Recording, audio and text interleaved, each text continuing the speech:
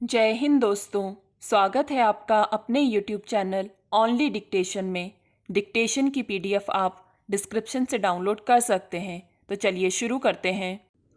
90 शब्द प्रति minute dictation शुरू होगी 3 सेकंड बाद। देश में आम चुनाव में अब ज़्यादा वक्त नहीं रह गए हैं। ऐसे में चुनाव आयोग को पूरी तरह तैयार करने की अनिवार्यता को समझा जा सकता है, मगर चुनाव आयुक्तों की नियुक्ति जिस तरह एक औपचारिक रिवायत की तरह पूरी भर कर ली जाती है, उसमें इस संस्था को लेकर कई बार नाहक एक भ्रम पैदा हो जाता है। गौरतलब है कि प्रधानमंत्री की अध्यक्षता में गठित समिति ने 2 नए चुनाव आयुक्तों के नाम तय कर दिए हैं। इसके तहत ज्ञानेश कुमार और बलविंदर संधू नए चुनाव आयुक्त होंगे। गौरतलब है कि एक चुनाव आयुक्त अनूप चंद्र पांडे फरवरी में सेवानिवृत्त हो गए थे और दूसरे अरुण गोयल ने हाल ही में अचानक अपने पद से इस्तीफा दे दिया था। नियमों के मुताबिक चुनाव आयोग में एक मुख्य चुनाव आयुक्त के अलावा 2 चुनाव आयुक्त होते हैं। कहा जा सकता है कि नए कानून के तहत ये पहली नियुक्तियां होंगी। इससे पहले सरकार की सिफारिश के मुताबिक चुनाव आयुक्तों की नियुक्ति होती थी।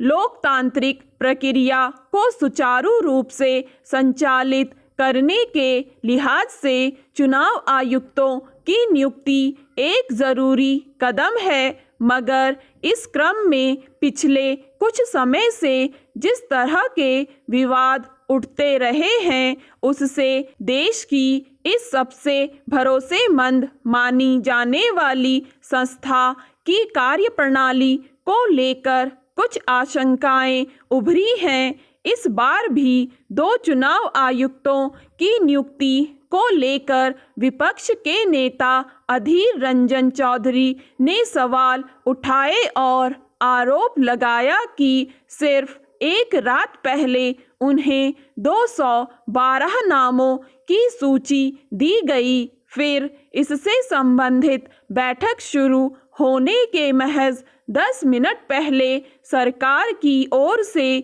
उनके पास 6 नाम भेजे गए। इतने कम समय में सूचीबद्ध किए गए लोगों की ईमानदारी और तजुर्बे की जांच करना असंभव है।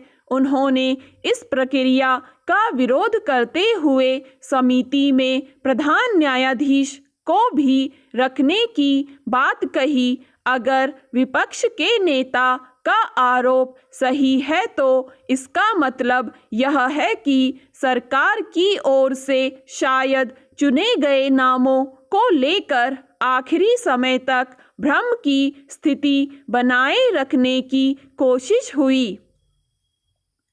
सवाल है कि देश में लोकतंत्र को जमीन पर उतारने का बड़ा दायित्व संभालने वाली जिस संस्था का गठन पूरी तरह पारदर्शी होना चाहिए, उसे लेकर किसी भी स्तर पर पर्दादारी क्यों बरती जाती है। चुनाव आयुक्त की नियुक्ति को लेकर पहले भी सरकार की मंशा पर सवाल उठे हैं। ज़रूरत इस बात की है कि आयुक्तों के नामों को सूचीबद्ध करने, उनके चयन से लेकर नियुक्ति तक के मामले में समूची प्रक्रिया सरकार पारदर्शी तरीके से पूरी कराए। अगर किसी भी पक्ष की ओर से चुनाव आयुक्तों की नियुक्ति के मसले पर वाजिब तर्कों के साथ सवाल उठाए जाते हैं तो इससे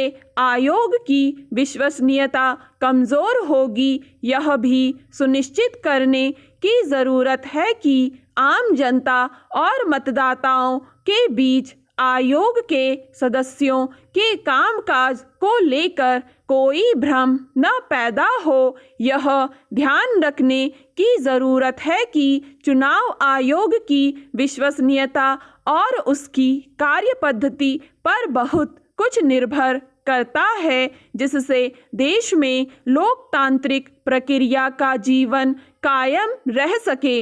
अगर सरकार देश में स्वच्छ और स्वतंत्र चुनाव को लेकर प्रतिबद्ध है तो सबसे पहली ज़रूरत इसी बात की है कि चुनाव आयोग के सभी सदस्यों की नियुक्ति को लेकर पूरी तरह ईमानदारी बरती जाए, इसमें लोकतांत्रिक भागीदारी दिखे और इसकी समूची प्रक्रिया पारदर्शी हो। स्टॉप।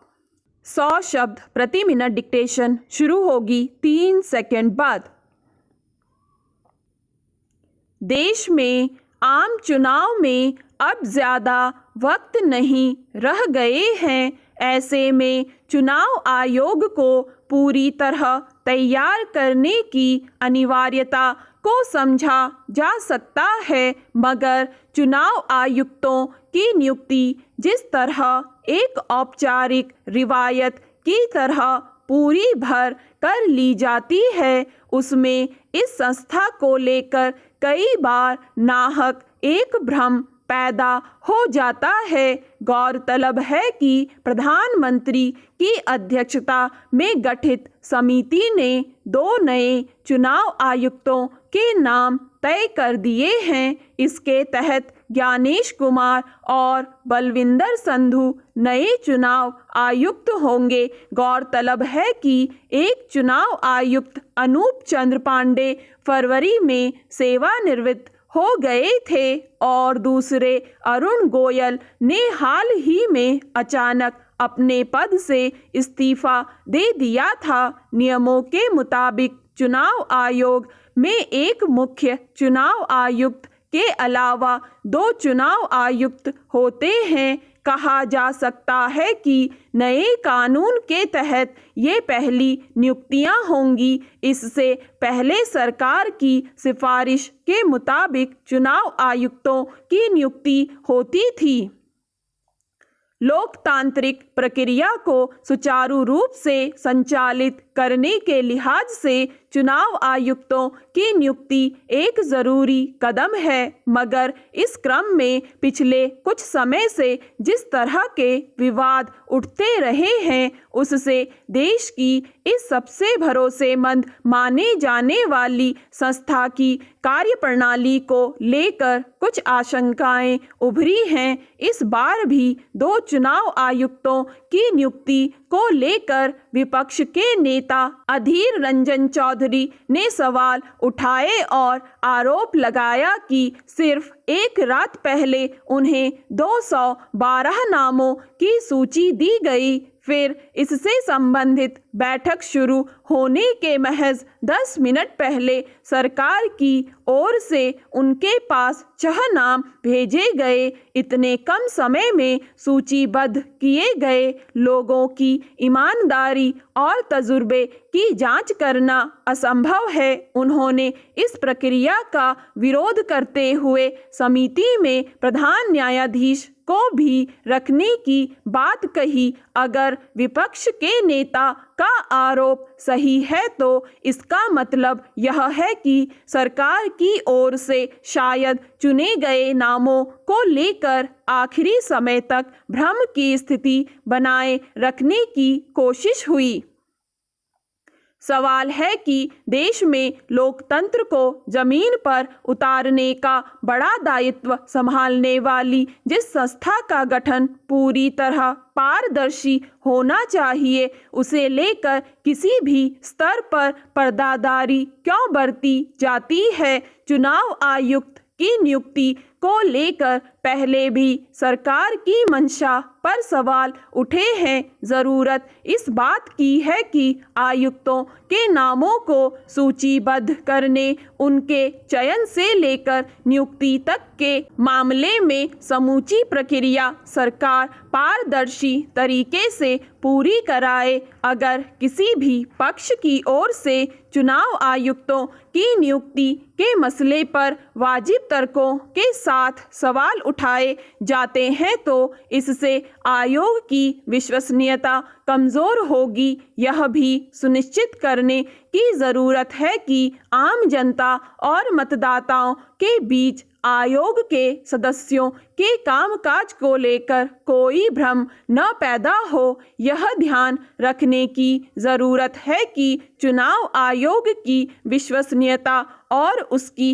कार्यपद्धति पर बहुत कुछ निर्भर करता है, जिससे देश में लोकतांत्रिक प्रक्रिया का जीवन कायम रह सके। अगर सरकार देश में स्वच्छ और स्वतंत्र चुनाव को लेकर प्रतिबद्ध है तो सबसे पहली ज़रूरत इसी बात की है कि चुनाव आयोग के सभी सदस्यों की नियुक्ति को लेकर पूरी तरह ईमानदारी बरती जाए, इसमें लोकतांत्रिक भागीदारी दिखे और इसकी समूची प्रक्रिया पारदर्शी हो। स्टॉप।